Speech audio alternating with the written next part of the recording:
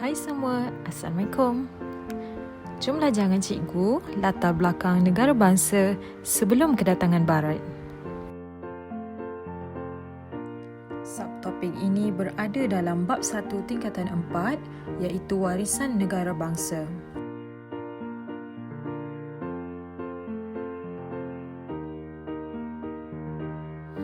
Okey, intipati yang akan kita belajar pada hari ini termasuklah ciri-ciri negara bangsa dan juga kerajaan-kerajaan alam Melayu.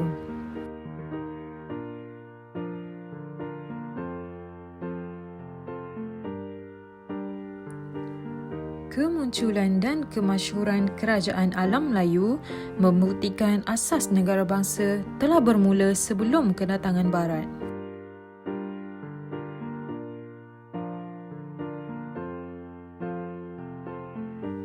Masyhur maksudnya terkenal dan ternama. Maksudnya kerajaan alam Melayu kita dulu sangat hebat. Jom kita lihat ciri-ciri negara bangsa.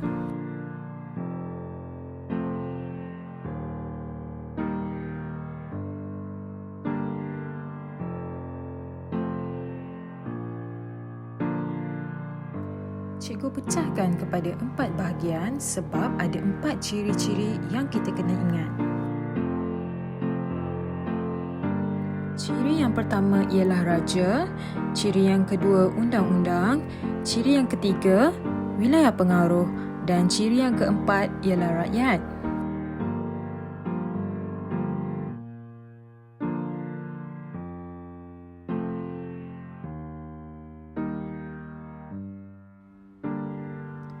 Okey, jom kita tengok satu persatu.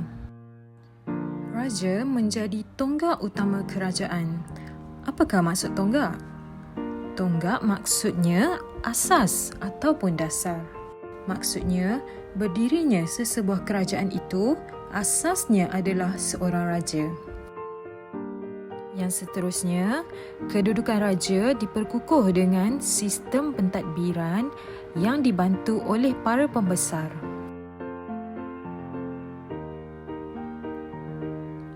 Raja juga memperoleh ketaatan daripada rakyatnya. Ketaatan maksudnya rakyat patuh dan setia.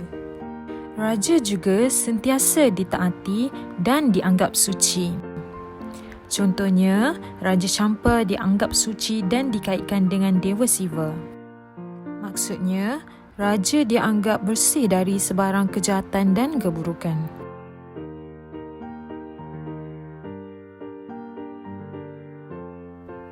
Ciri yang seterusnya ialah undang-undang. Undang-undang dilaksanakan untuk memastikan kesejahteraan sesebuah kerajaan. Sejahtera sama erti dengan sentosa dan tenteram. Undang-undang ini terpakai di seluruh wilayah pengaruh dan menjadi panduan dalam pentadbiran.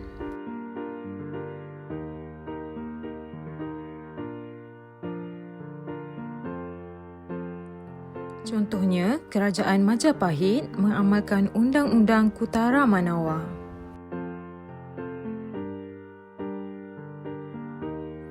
Okey, ciri yang ketiga ialah wilayah pengaruh. Wilayah maksudnya kawasan. Wilayah pengaruh maksudnya kawasan yang rakyatnya menerima dan memperakui pemerintahan seorang raja. Contohnya, Kerajaan Funan mempunyai wilayah pengaruh yang luas dari Sungai Mekong, Teluk Chamran, Selatan Myanmar dan Segenting Kra.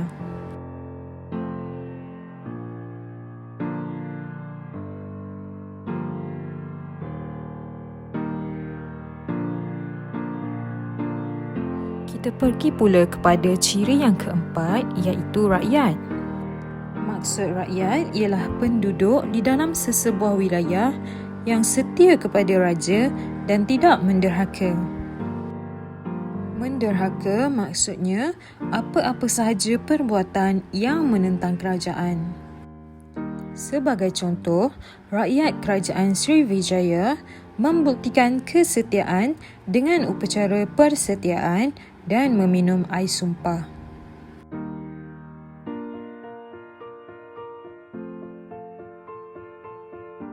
Okey, jom kita gariskan sama-sama kata kunci ataupun isi-isi penting.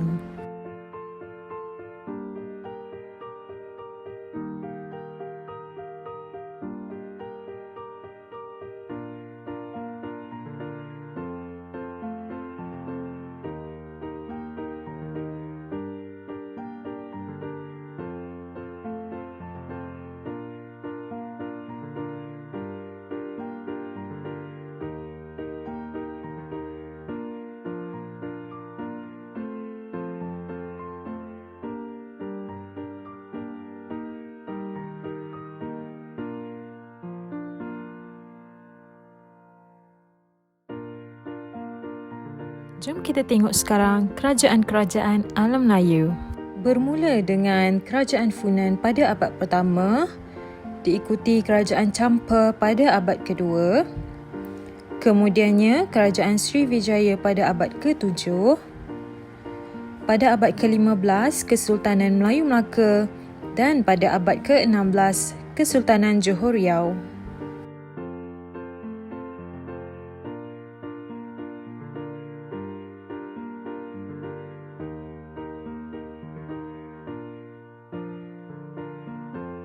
Jom kita fokus kepada Kerajaan Sriwijaya. Kerajaan Sriwijaya berpusat di Palembang. Kerajaan ini berkembang dan muncul sebagai empayar yang terkenal. Empayar maksudnya sebuah kerajaan yang berdaulat yang menguasai wilayah pengaruh yang luas.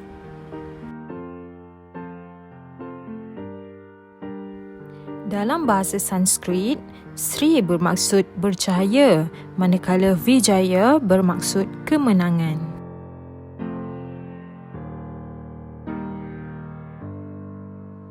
Dalam upacara persetiaan kepada pemerintah, rakyat akan minum air yang dituang pada inskripsi Telaga Batu.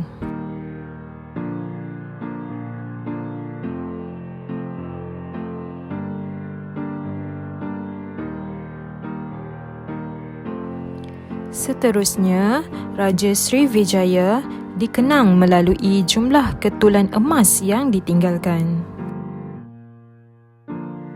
Sekarang kita beralih kepada Kesultanan Johor Riau.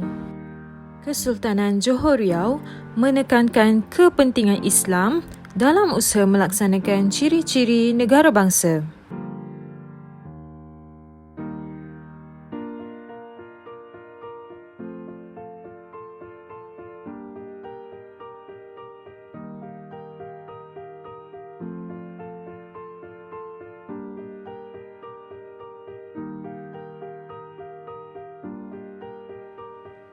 Okey, sekarang jom sama-sama jawab soalan dengan cikgu.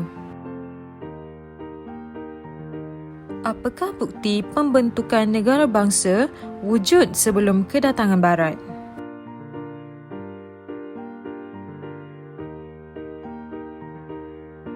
Buktinya adalah kemasyhuran kerajaan alam Melayu.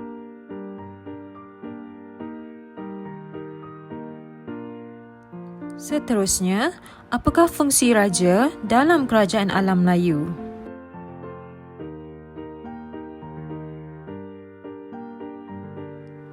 Fungsi raja adalah sebagai tonggak utama kerajaan.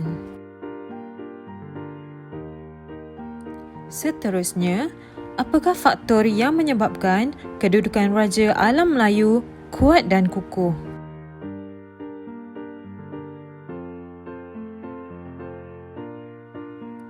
Faktornya adalah raja dibantu oleh para pembesar. Seterusnya, mengapakah Raja Champa dianggap sebagai pemerintah yang suci?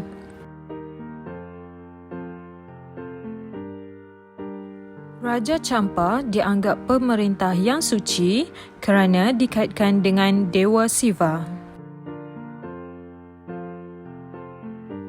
Seterusnya, mengapakah undang-undang diutamakan dalam kerajaan alam Melayu?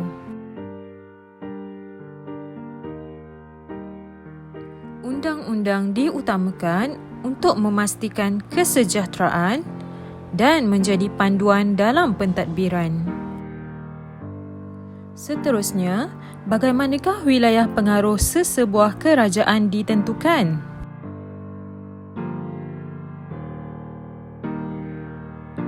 Wilayah pengaruh ditentukan melalui pengakuan rakyat akan seorang raja.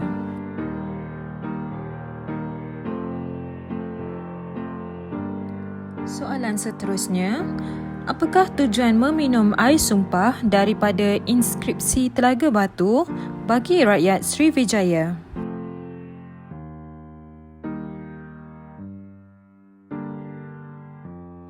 Tujuan meminum air sumpah adalah sebagai tanda kesetiaan kepada raja. Seterusnya, bagaimanakah Kesultanan Johor Riau mengukuhkan ciri-ciri negara bangsa?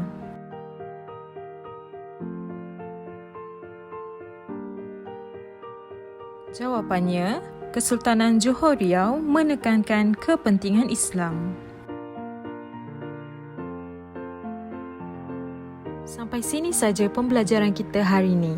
Jumpa lagi. Bye.